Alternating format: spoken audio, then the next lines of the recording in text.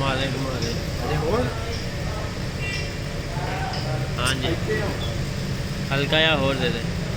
और बस ऐसे ही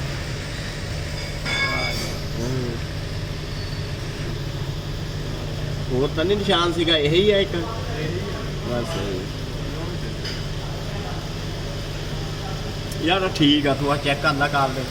ਜਾਂ ਪਲੇਟ ਦਾ ਨਾਮ ਲੈ ਕੇ ਇਸ ਪਲੇਟ ਧਿਆਨ ਪੜ ਖੇਲ ਕਰ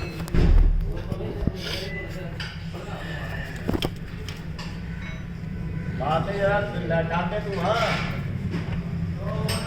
गई पीछे थल्ले लगा तो पीछे गड्डी खड़ी होते थले पड़े यार